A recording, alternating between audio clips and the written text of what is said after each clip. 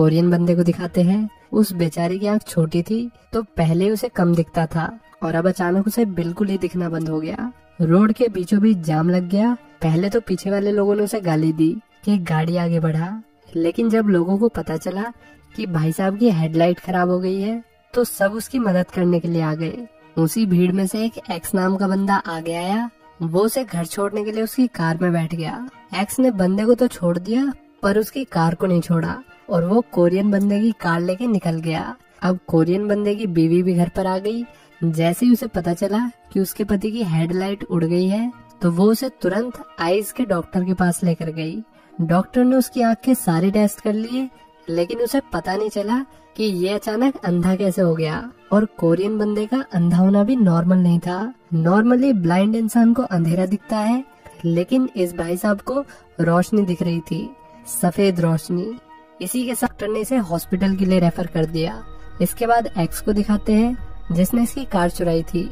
अचानक एक्स के सामने पुलिस वाले आ गए तो वो कार को साइड में लगा के भागने लगा, लेकिन भाग नहीं पाया क्योंकि वो भी अचानक से ब्लाइंड हो गया।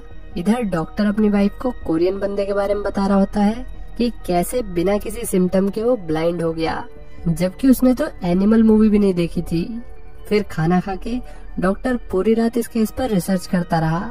अगर ये रात में कहीं और रिसर्च करे तो इनका घर इतना खाली न लगे। 2 लोग और थे जो अचानक ब्लाइंड हो गए। एक तो लोकल प्रोस्टिट्यूट जो हमेशा काले चश्मे पहना करती थी, पहले फैशन में पहनती थी और अब एक्चुअल में नीड है। और डॉक्टर भी ब्लाइंड हो गया। उसकी वाइफ ने उसका चेकअप करने की कोशिश की, लेकिन डॉक्टर ने उसे खुद से दूर कर दिया ताकि उसकी वाइफ को ये बीमारी न हो जाए। लेकिन उसकी वाइफ नहीं मानी और उसने वादा किया कि उसे ये बीमारी नहीं होगी। अब जगह जगह पर ब्लाइंड लोगों के केस बढ़ने लगे और सभी को वही सफेद रोशनी नजर आ रही थी। गवर्नमेंट ने इन्फेक्टेड लोगों के लिए मेंटल हॉस्पिटल्स को खाली करा के क्वारंटीन सेंटर्स में बदल दिया और फिर सभी ब्लाइंड पेशेंट्स को क्वारंटीन सेंटर्स में भेज दिया गया। डॉक्टर की बीवी भी ब्लाइंड होने का नाटक करके उसके साथ क्वारंटीन सेंटर में आ गई। इन सेंटर्स के अंदर कई सारे वार्ड्स थे और हर वार्ड का एक लीडर था जो वार्ड के लोगों की बात सिस्टम तक पहुंचाएगा। फिर प्रोस्टिट्यूट, चोर, छोटा बच्चा, कोरियन और डॉक्टर सब एक ही वार्ड में आ गए। जैसे ही चोर ने अपना मुंह खोला, कोरियन ने जब ही उसे पहचान लिया और उसे मारने के लिए उस पर चढ़ गया। कोरियन बार बार पूछ रहा कि मेरी कार कहाँ है और वो एक ही जवाब दे रहा कि कार को जेब में लेके थोड़ी घूमूंगा, होगी कहीं रोड पे। फिर डॉक्टर ने बीच बचाव किया क्योंकि ऐसे वक्त पर लड़ने का कोई फायदा नहीं था। डॉक्टर की वाइफ एमी ने सबको गाइड किया कि उन्हें कॉरिडोर में किस तरीके से चलना है। डॉक्टर की वाइफ एमी अभी भी ठीक थी, पता नहीं कैसे, पर उसकी वाइफ पे वायरस का कोई असर नहीं हुआ। शायद हार्ट अटैक की तरह वो इस बीमारी से भी इम्यून थी।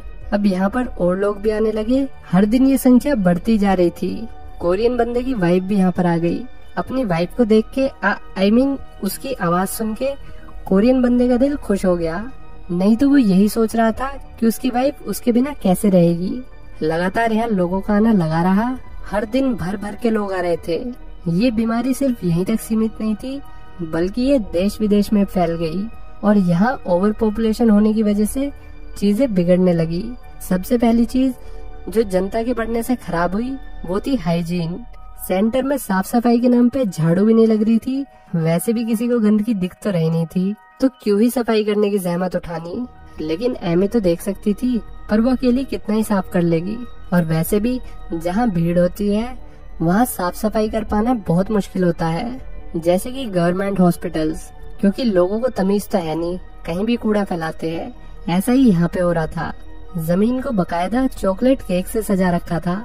अब लोग हताश होने लगे क्योंकि गवर्नमेंट उतना खाना नहीं भेज रही थी जितने की इन्हें जरूरत है, और गवर्नमेंट ने दवाइयाँ भेजने के लिए भी मना कर दिया। यानी कि अब ये छोटे से छोटे इन्फेक्शन से भी मारे जा सकते हैं। फिर एक दिन एमी एक बुड्ढे से मिली जिसकी एक आंख पर पट्टी बंधी हुई थी। ये बुढ़ा उनके वार्ड का नहीं था, लेकिन वो इनके वार्ड में शामिल होना चाहता था।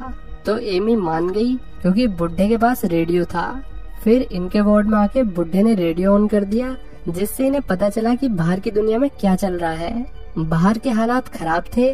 दुनिया भर में ये बीमारी तेजी से फैल रही थी, कोरोना वायरस से भी तेजी से, और इसे नाम दिया गया व्हाइट सिकनेस, क्योंकि इसमें सब कुछ व्हाइट दिख रहा था। अगर ऐसा है तो इस बीमारी से तो रेसिज्म पूरी तरीके से खत्म हो जाएगा। खैर कुछ दिन बाद गलती से एक ब्लाइंड अपने वार्ड से निकल के बाहर आया तो सोल्जर्स ने उसे बेरहमी से गोली मार दी। अगले दिन उन्होंने 2 और लोगों को गोली मार दी। इसके बाद सोल्जर्स ने अंदर एक फावड़ा फेंका और ब्लाइंड लोगों को ऑर्डर दिया कि इन लाशों को जल्द से जल्द ठिकाने लगाया जाए। अब डॉक्टर ने सुझाव दिया कि लाश को ठिकाने लगाने का काम सभी वार्ड्स के लोगों को मिलकर करना चाहिए।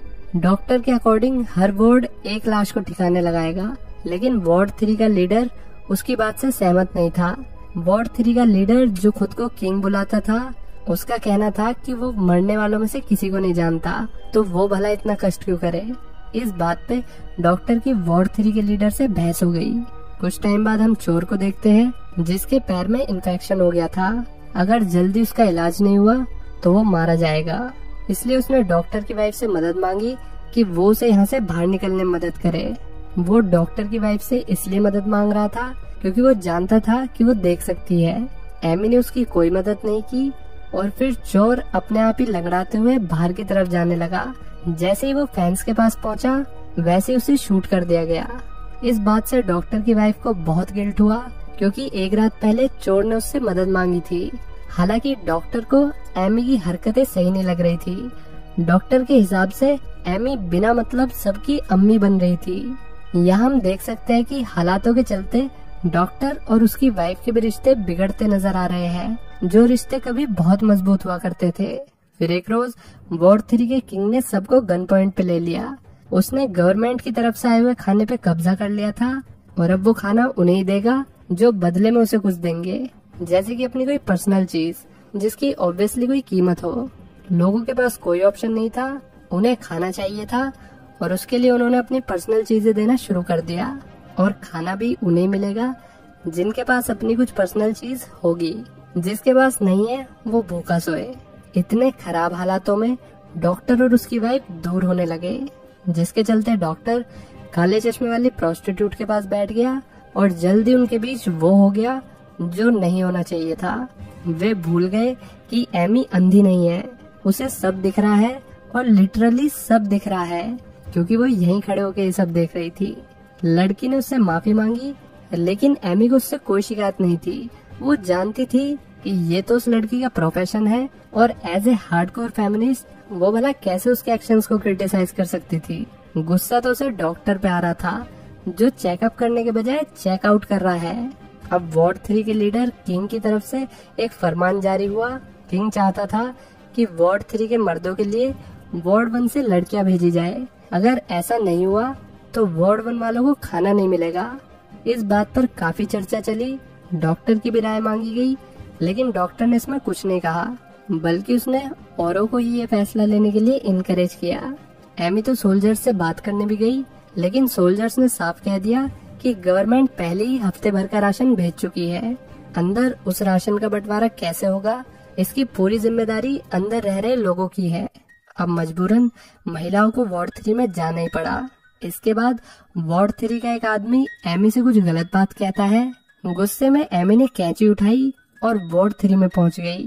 उसने कैंची से ही वार्ड 3 के सो कॉल्ड किंग को मार डाला और ये कह के यहाँ से भाग गई कि उन्हें कभी पता नहीं चलेगा कि ये किसने किया।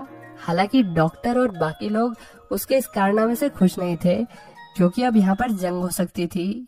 इसलिए उन्होंने जंग की तैयारी के तौर पर बैरिकेड लगाना शुरू कर दिया। अब सब लोग कह रहे थे कि उस बंदे को वार्ड 3 को दे देना चाहिए जिसने किंग की हत्या की है।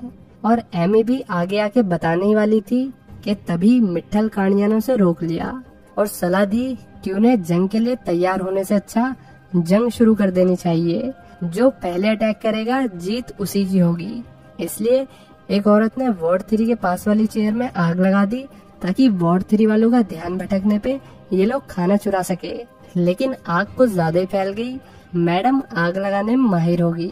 फिर ये लोग बाहर आए और सोल्जर्स को बुलाने लगे, लेकिन वहाँ कोई सोल्जर नहीं था और गेट भी खुले हुए थे। अब ये लोग बाहर आ गए, बाहर कोई नहीं था। ऐसा लग रहा था जैसे सब लोग गायब हो चुके हैं। इसी बीच पतिदेव ने पत्नी से बात करने की कोशिश की, लेकिन मैडम ने कोई जवाब नहीं दिया। फिर एमी सुपरमार्केट पहुंची और वो भी कतई खाली था। खाने को गाली और पीने को पानी के अलावा कुछ नहीं था। लेकिन एमी ने खाना ढूंढ लिया, वो भी बेसमेंट में। वो 2 बैग भर के खाना लाई और अपने पति के साथ यहाँ से निकल गई। तभी तेज बारिश शुरू हो गई और बहुत टाइम बाद इन लोगों ने नहाने का आनंद लिया। इसके बाद ये दोनों घर चले गए और इनका घर वैसे का वैसा ही था जैसे ये छोड़ के गए थे। ये अपने साथ 4-5 लोगों को भी लाए थे। मिट्ठल कानिया अंकल इनके साथ रह के बहुत खुश थे। उन्हें कभी परिवार का प्यार नहीं मिला। बीवी ने उन्हें छोड़ दिया क्योंकि वे किसी दूसरी महिला को आंख मार रहे थे। अब अंकल ने आंख पे पट्टी बांध ली ताकि ऐसी गलती दोबारा ना हो। कुछ टाइम बाद पति पत्नी का झगड़ा भी सुलझ गया और फिर एक रोज जिसकी आंख सबसे पहले गई थी उसे अचानक से दिखने लगा। वो बंदा इतना शौक था कि ना तो उसके मुंह से आह निकली और ना ही वाह। कोरियन की आईसाइट वापस आने से सब लोग खुशी के मारे झूम उठे। अब वे समझ गए कि सिर्फ कुछ समय की बात है, उसके बाद वे सब ठीक हो जाएंगे। और इसी उम्मीद के साथ डायरेक्टर ने मूवी यहीं खत्म कर दी।